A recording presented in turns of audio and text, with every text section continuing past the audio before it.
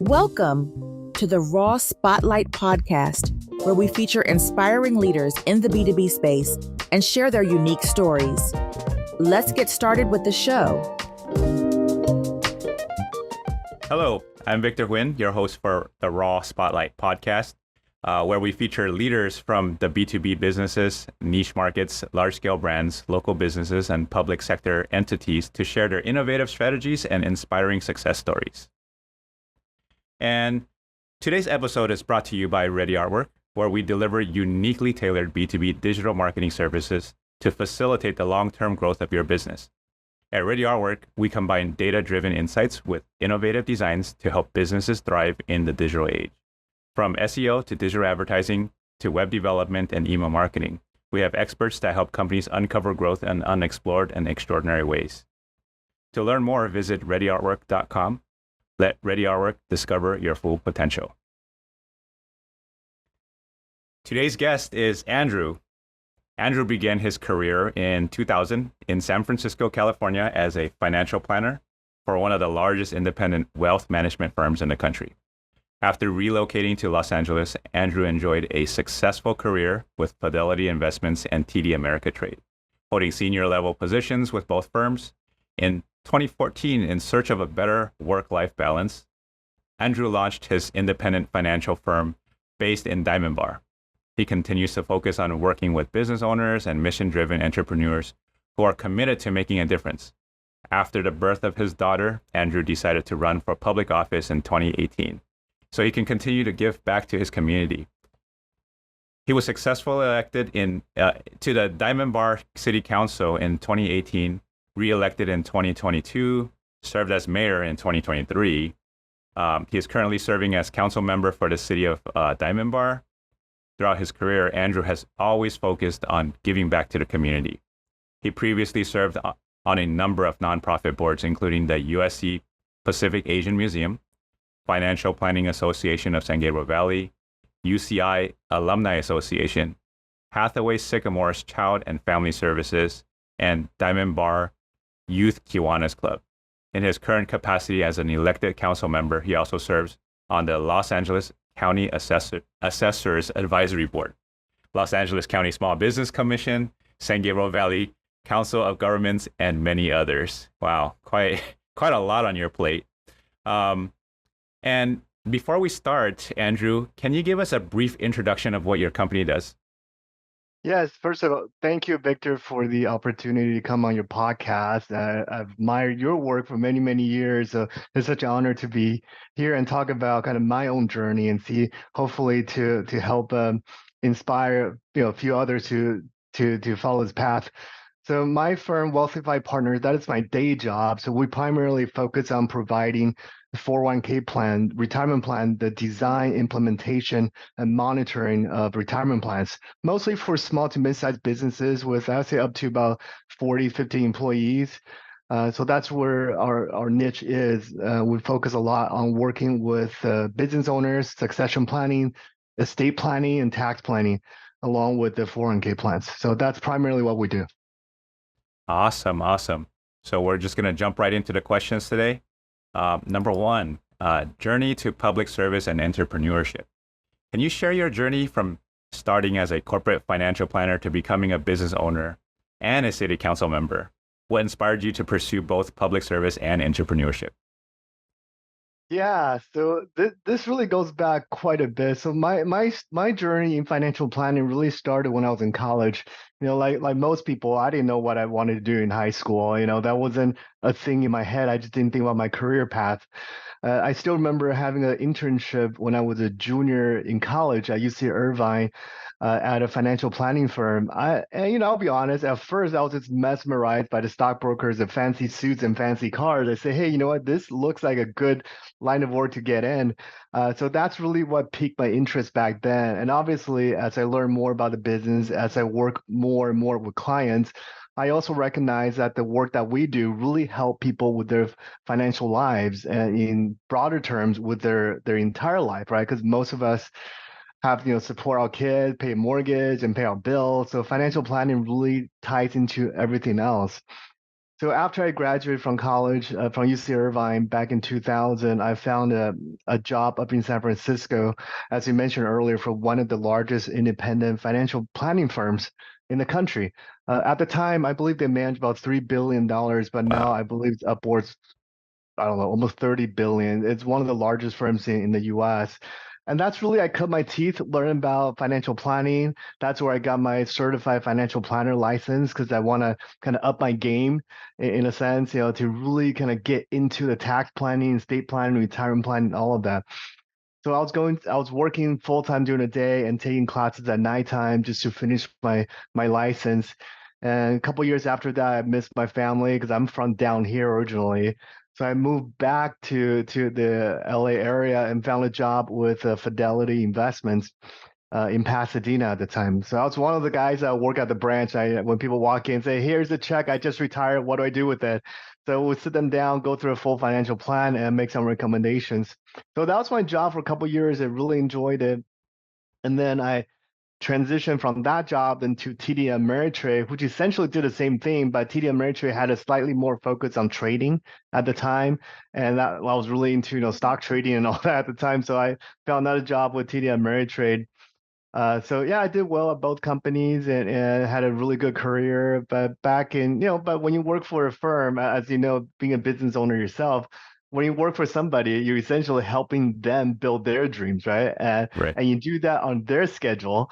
So I was tied to an office, 9 to 5, and I remember I was commuting to Pasadena from Diamond Bar area for many, many years, and at one point they promoted me to Century City.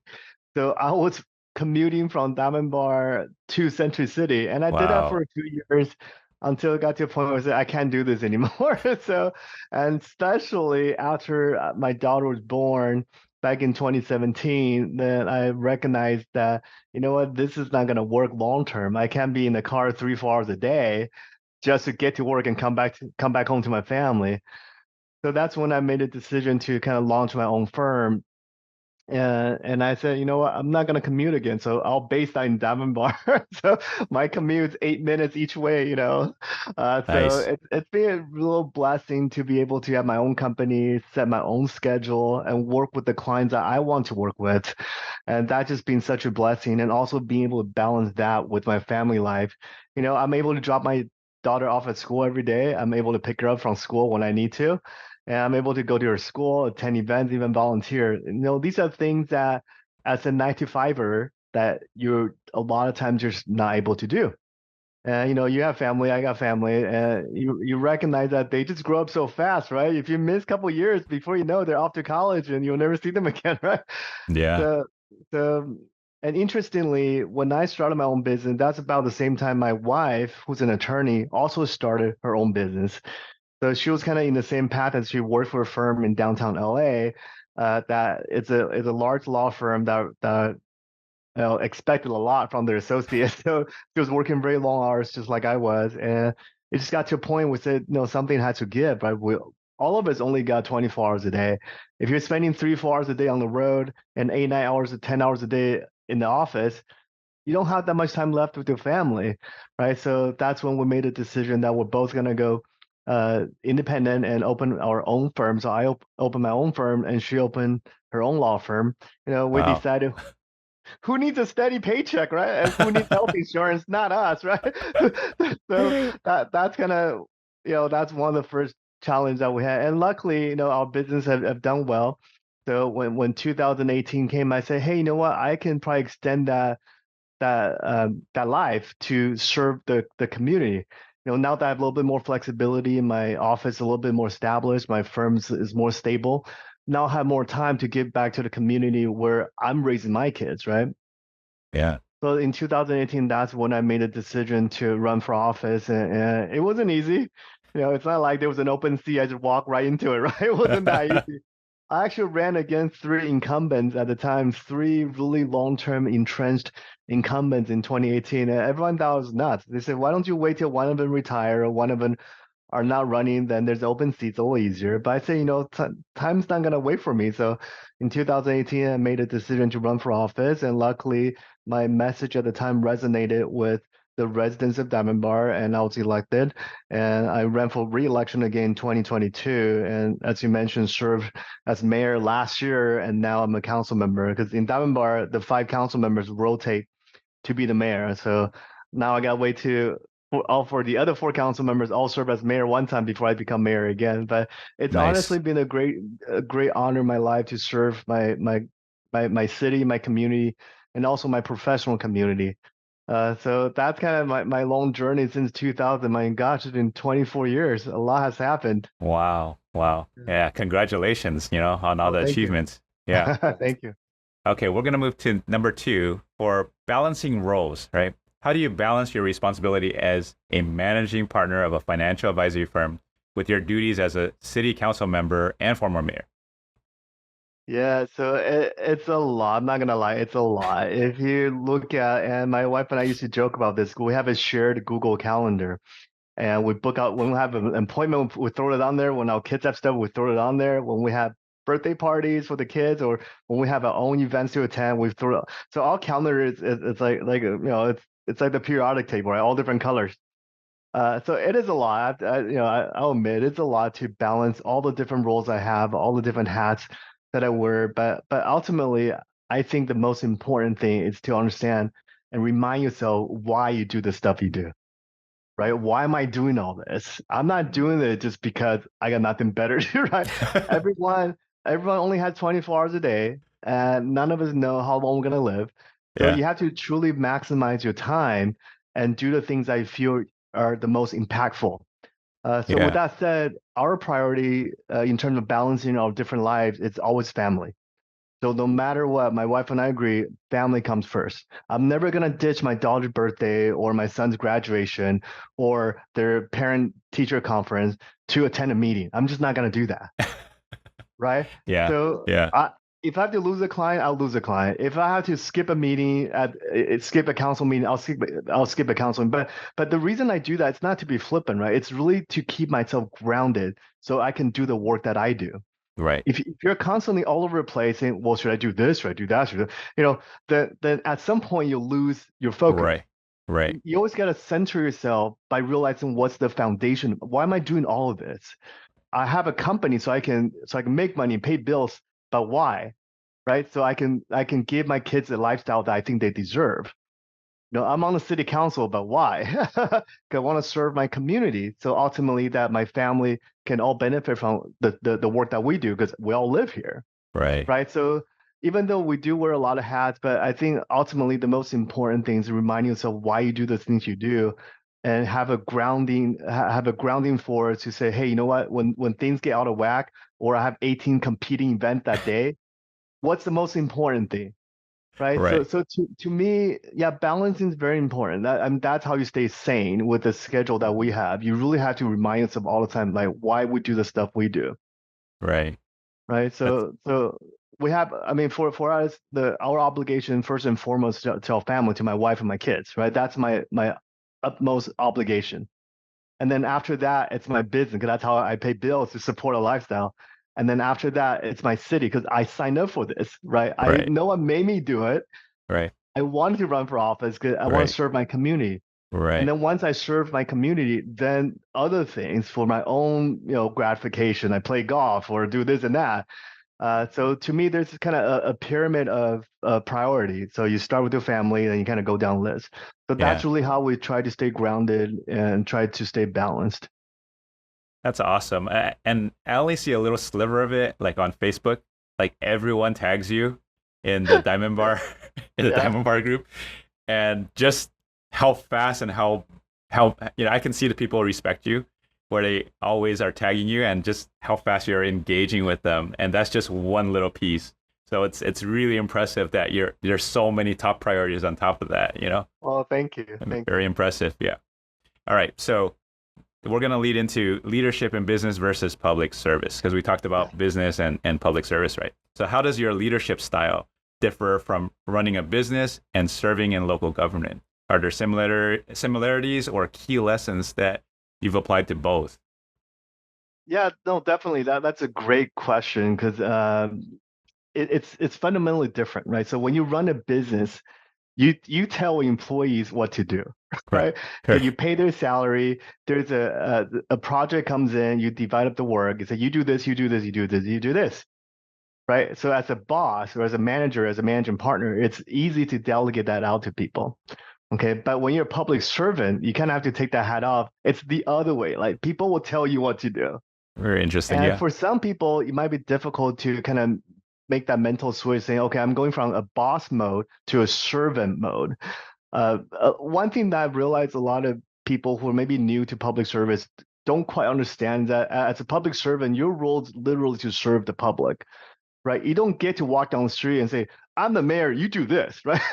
that just doesn't happen. That people will laugh. That just doesn't It won't happen. end well. I mean, it happens, No, but it won't it end does well. not end well. It will not end well. So as a public servant, and you have to always remind yourself that you represent a city. So the things that you say as an elected official versus as a private citizen have different weights, right? So as an elected official, the things you say have a little bit more gravitas, right? You can't be out there and saying that, oh, this restaurant's not good. They like, they didn't give me good service, because you might actually tank a business if you Right. say that, right? So Right. if you're right, so as a mayor, if I go visit a local restaurant, let's say I didn't get the best service, I can't just go on the buzz and go on Yelp and badmouth the business, because now you have a little bit more influence, Right. right? And that's one thing I constantly have to remind myself, and that the role and the leadership style is drastically different between being a business owner and being a public servant. And that is actually why I tend to not talk about my private life when I'm in the public eye, right? So I want my residents, especially the ones in Dunbar, to view me just as an elected official, a public servant that's here to serve the public. I don't want to ever get to a situation where they say, "Oh, Andrew is representing the city at some function, some event." Now, is he really promoting Wealthify Partners, or is he just serving the public? I never want to get to that point, right? Because to be honest, I know plenty. Well, one thing you should know, as an elected official, as a council member, we don't get paid a whole lot, right? Essentially, it's a volunteer position. So I understand that most elected officials, especially on the city level, all have other jobs. That's how they pay their bills, right? But most elected officials know to where to draw the line, but there are some that I've seen that will essentially leverage their official position to promote their private business, right? And that's not good. And people see right through that. And it's a very awkward conversation to have with people. Say, well, are you here as a representative of the city, or here to promote your business?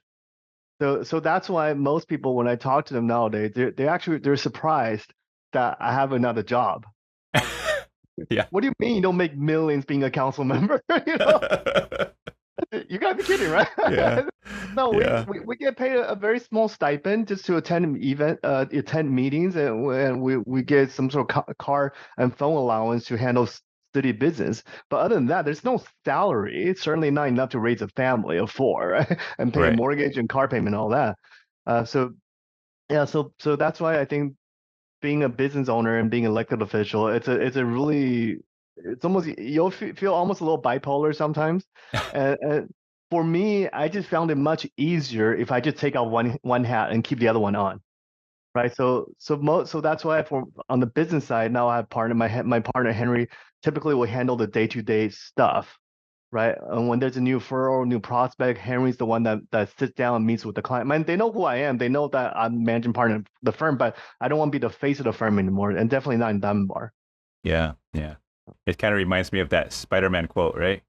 With great With great power, power comes great what was it? responsibility. Responsibility. Yeah, Yeah. yeah. Yeah. So Yeah. you gotta wield that power very carefully. Yeah. Yeah. Yeah. Awesome. Awesome. Yeah, that's great. So the next one is very similar, community impact. So you've been deeply involved with the Diamond Bar community. Yeah. How has work on the city council or at the city council influenced your approach to running your business? Has it influenced or your business influenced your style at the council? I know it's bipolar, but are there things you learned that that helped the business? Yeah, no, I think it's very important to be able to bifurcate the two. Like, so in my mind, I have the financial planner hat and I have the city council hat, right? So in my mind, it's very important to make sure that the two don't really cross. And that's why I typically don't talk about my day job when I'm out in the community. I think people, I mean, I've been on city council for 6 years now. I think people have kind of associated me with Diamond Bar. So like Andrew is Diamond Bar, and I kind of made it that way because I don't want people to be confused about what role I'm playing in the community. And also, and the reason is really it's multiple reasons, but the main reason is I don't want the conflict of interest, right? So there's been times Yeah. where a potential uh, client would come and want to say, hey, I have this account. I want to talk to you about it and let me know how it can potentially help me manage this asset. So we'll go through the whole plan. And then they say, oh, by the way, I have a project coming up in Diamond Bar that I want to talk about. Yeah, they say, well, I have this development project. Want to turn this office building into a condo. I said, well, you should have said that. You should have started with that because then I probably wouldn't take the meeting. But as a council member, yeah, we do have to be very mindful and always aware of where people are coming from. And to Yeah. be honest, that is why I typically don't talk about my day job. Okay. Yeah, That's awesome. yeah, yeah. Yeah. Yeah. Okay. Well, since we don't really get to see or hear the financial planner, Andrew, in the public, the next question will kind of let us to that. There's no conflict here, obviously, right? So for our listeners are really, business owners, right? So financial planning insights for business owners. What are the most common financial challenges you see among business owners, and what advice do you have for them when it comes to long-term finance planning? Yeah, so thank you for that. And I am still a certified financial planner. Yeah. And I do Yeah. have my Series 7, 63, 66, and all that. So and I do keep up with kind of the financial planning world. So two things I would say. So one, when most business owners start a business, they're so focused on making money and making the business grow, they tend to not think about the exit or the succession planning side of things, right? And logically, obviously, that probably won't happen until you have a fairly successful business. But we always want to talk to our business owners. Hey, I know this is probably 10, 15 years down the road, but you want to think about succession planning. You want to think about estate planning. All the things that potentially can make or break your legacy. Right. You build up this company. Now you have, 15, 20, 40 people working for you. And one day, let's not even say, an accident happened. Let's say you just want to retire or someone offer you offer a lot of money that you can't refuse, right? You want to sell the company. So what are your plans? So when we work with business owners, we also want to talk about exit plan, succession planning, estate planning. And that's one thing that I found that business owners typically don't think about too much. And second thing, it's typically not how much you make, it's how much you get to keep, right? And I think that's really why we got into this business, helping clients with their retirement plan, setting up pension accounts and cash balance plans. Because a lot of times, to give an example, we work with a very successful CPA firm, and they have multiple partners, and their annual gross sales it's millions, 7, 8 million, and this is an accounting firm, okay? So they make upwards 6, 7 million bucks a year. But if you look at their take home for the partners, it's really not that much. Hmm. Yeah. Okay. So, and a lot of that is due to lack of planning. They're so good at getting clients and billing them, but they haven't thought about, well, how do I keep all this money? Right. Right. Obviously, you have the normal, as you know, as a business owner, obviously you have the Right. normal expenses that you write off, salary, rent, and whatever, right? Right. But after that, how do you do to maximize the money that you have, to minimize taxes that you pay? So with my partner Henry, that's one thing we really focus on is doing the tax planning side of things. And now business owners, when they come to us, we don't have to tell them how to make money. They're really good at what they do. Most of our clients are really good at what they do, and they make a lot of money doing it. Right. But our job is help them understand one, how to exit eventually when they want to, and how to keep more of what they earn. And that's really, I feel like that's where our expertise and really shines, and we can really work with business owners on those two fronts. That's awesome. I love that example because you would think like, bookkeeping, and they're technically put in the umbrella of finance, right? But even they have Oh, no, idea how to keep that money. So yeah. interesting. Thank you. The next one is talking about change in the industry, right? Adapting to change. So the financial landscape is always evolving, just like a lot of industries. How do you stay ahead of the trends to ensure that clients are well prepared for future changes in the market? Yeah, so no, great question. So, as with everything else, the law changes every year, right? A lot of time, the fundamentals of financial planning is probably very similar, pretty evergreen, like doesn't really change that much. It's how much you make, how much you spend, how much you keep, and all of that. So that part doesn't really change all that much. But yeah, every year the laws do change that impact financial plan. The 401k contribution limits go up every year, and write-offs, some of them there's some new write-offs and some go away. So there's always new laws that come down that we have to stay informed on. And that's why Henry and I spend a lot of time, although I don't post about it, we do attend financial planning workshops and seminars. There's a lot of companies that will offer these lunch and learn, they call it. So Uh-huh. we go, we attend those things where they'll bring a subject matter expert, come in and talk about, the new Security Act 2.0. They'll talk about the new ERISA rules and all that. So yeah, so we try to stay in front of that and try to learn about what's coming down. And I would say it also helps being an elected official because we go to Sacramento pretty regularly, and we get a lot of reports and updates on potential laws that are coming down, especially the one that potentially would impact the entire industry. So those are things that we really try to stay ahead of and try to anticipate what might happen. And a lot of times it's not just financial planning, right? It's things about property tax, reassessment, Oh yeah. how does that impact our clients who own properties? And so all of that. So we try to stay informed of all of that by talking to different people and just making sure that we have the resources and information before our clients and Yeah. so that we can be a position to help explain those things. Nice. Nice. Well, I guess there is a little perk for public service, right? A little bit. Great. Now I know one of your other passions is mentorship and youth advocacy, right? So you're obviously very passionate about mentoring the youth. How important is mentorship for young professionals today? And how do you incorporate that into your work and community involvement? Yeah, it's funny you ask that because I'm 46 this year, right? But when I started in the business, I was 20, and I still remember. No matter, it doesn't matter what organization I joined. Almost all of them, I was always the youngest guy in the room, and a lot of times I was the only API in the room. So, so I was used to always being like the youngest person in the room, which has its own challenges, but perks obviously as well. So no matter what organizations that I was part of, either the Financial Planning Association, I was present also with the Asian Business League of Southern California, and I sit on a bunch of boards. I've always tried to elevate the voices of the younger generation, right? So when I was president of FPA San Gabriel Valley, the Financial Planning Association of San Gabriel Valley, we started kind of a study group, and the study group is really meant for younger, newer financial planners to come in. They can learn the ropes from more established, more seasoned, experienced financial planners. So we did that, and then when I started the UCI Alumni Association Los Angeles chapter, we also did the same thing. We tried to pair up younger professionals who are more seasoned anteaters. So kind of the USC style, right? So you have the older, more seasoned professional who will mentor and bring up the younger professionals. Yeah, so throughout all levels of my career, I try to do that because I always remember being the youngest guy in the room and always wishing that there was somebody more experienced, more knowledgeable that would just, tell me stuff, right? Because Right. because when you don't even know what you don't know, you don't Right. know what question to ask. Right. And I remember when I first got into business back in 2000, I was, barely 21 years old out of college, and I didn't know anything about financial planning. But there were a few people at my office at the time, and I'm kind of embarrassed to say this. They were in their 30s at the time, and at the time I felt like they were so old.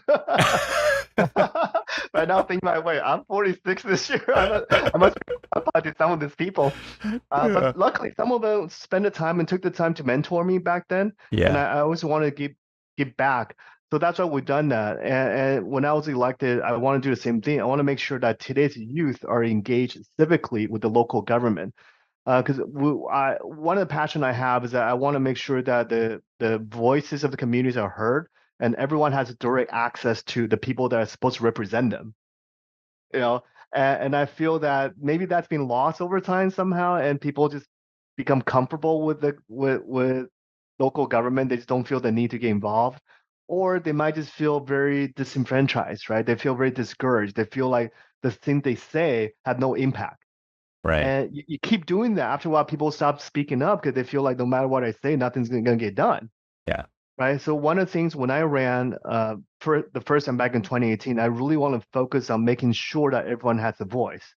And I think that message resonated with a lot of students. So we had a lot of student volunteers. And after I got elected, I continued that thought process and spent a lot of time at local schools, both elementary school, middle school, and high school. And we have some of the best schools in Diamond Bar, right? They're highly ranked. But I think that's one thing that's still lacking, in my opinion, it's put them in a path for civic engagement. Yeah, so I really try to take that on as kind of the I guess the local politician representative, try to work with students and today's youth, just get them more comfortable coming to council meetings, speaking to council members. And you and I we're about the same age and we're adults, right? But Right. I remember when I was a kid in high school, speaking to the mayor, Right. that's That's a so big deal. intimidating.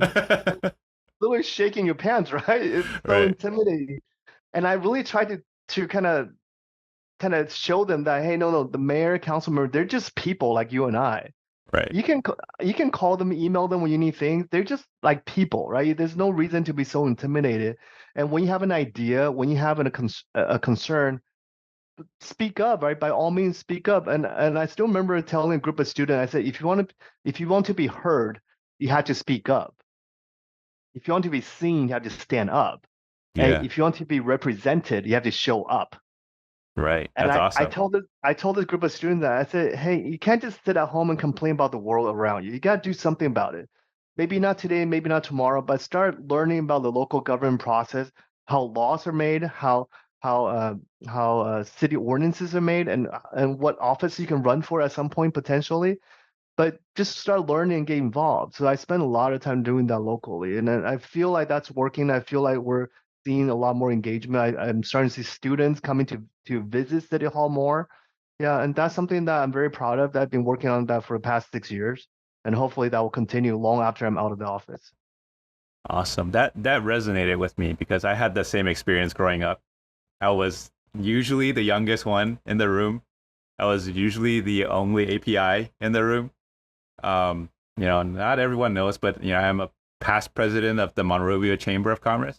I knew And well, yeah, I knew that. and it was a very similar experience, right? Where mentorship is really, really important because sometimes, we just do things for so long that we lose sight. Not to say that, people just don't think about it. It's just they're just used to showing up every day. But, Right. I think it's important for us to think about the next generation. Right. So last questions about that. So for advice for aspiring leaders, right? So what advice would you give to aspiring leaders who want to make an impact both in their professional careers and in their communities? That's really gets to the core of why we do the things we do, right? So how do you inspire the next generation of leaders? And I think for everyone who's looking to take on that role, I think the most important thing is to understand why. What is your reason for doing this? Right? Right. It cannot be just about the pursuit of money or career or power. Right? It cannot be that my goal is make 6 figures a year, right? That cannot be your goal in life. If you have a mission, if there's something that you're passionate about, if there's a cause that you strongly believe in your soul, pursue that. Money will follow, right? So if you talk to all the business owners, right, they never started their business thinking that I need to make $100,000 a year. That's not. I can almost bet money on it. That is not why they started their business. Most people started their business because they want to make a difference, right? They see a problem. They say I can offer a solution that will change the world. Right? Most people have that. So I just tell people, let's say that you want to, open I don't know, a financial planning firm. Like use my example, right? It cannot be about my goal is to get to 100 million under management. That cannot be your goal. Your goal is I want to help people retire comfortably, Yeah. right? Just for example, or I want to make sure people have the resources to pursue their passion outside of work. Right. So this is why in our mission statement that we work with mission-driven entrepreneurs. Like, what is your mission? What is your goal? What is your value? Because ultimately, that's what's going to drive you, and that's what's going to sustain you. It's not the pursuit of the dollar. Mm-hmm. Money 100%. will follow. I guarantee you. Do the right thing. If you're passionate about your work, money will follow. I guarantee you. Right. But that cannot be the starting point. Yeah. So I would say, if I can, help hopefully inspire some people that don't, you have to understand your why. You have to kind of be really honest with yourself. What is your value proposition? What is your mission? What is the cause that you're so passionate about? Is it climate change? Is it I don't know, whatever that might be, that needs to be the reason why you do what you do. Yeah, that's awesome. It reminds me of the book from Simon Sinek, Start With Why.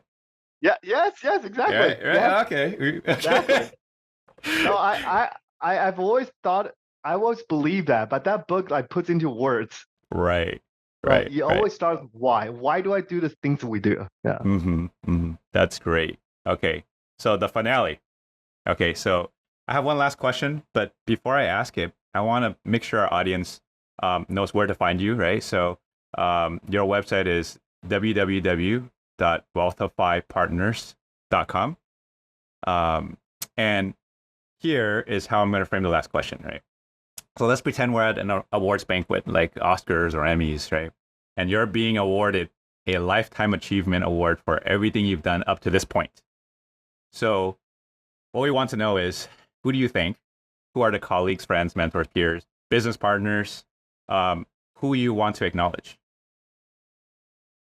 Yeah, no, I mean, there's so many people that I need to thank and be grateful for. But as any good husband would do, before you thank anybody, thank your wife, right? So, and I kind of saying jokingly, but honestly too, because my wife really believed in what I wanted to do, right? It's not easy. Because when we got married, she didn't think I was going to go into public service. She didn't think our lives would be out in public like that, right? So I will first thank my wife and my family for their just undying support of the things I do. Because without them, I really couldn't do what I do. And most people will thank all the mentors and managers that have helped them along the way, kind of guided them. But I want to take a different approach and thank the people who did not believe in me. No, honestly, I want to thank people who didn't think I was old enough to do what I do. I want to thank the people who didn't think I was, experienced enough to do what I do, and people who didn't think I can win public office.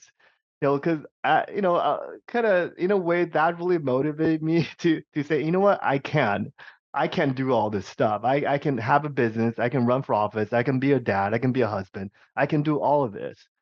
Right. There's always, no matter what we do in life, there's always going to be naysayers who say, you're thinking too big. You're thinking too grand. That's never going to happen. Just do your 9 to 5 job and go home and spend time with your kids. Right. But no, I really don't believe that. I think our only limitation is ourselves. Right. We can be a lawyer. We can be a doctor. We can own business. We can run for office. We can be a senator. We can be a congressman. We can be whatever we want. Obviously I want to thank my family and thank all the managers and colleagues that helped me, but also to those that didn't believe in me. That really motivated me even more. Yeah. Great answer. Okay, folks. So we've been talking to Andrew Chou, right? And we had this conversation about your last name, and even within the family, different people pronounce it differently, right? But Andrew Chou, managing partner at Wealthify Partners, and past mayor as well as current councilman at the city of Diamond Bar. Now, Andrew, aside from your website, where can people learn more about you or get in contact with you? I have a political website. It's just andrew-chou.com. So www.andrew-chou.com.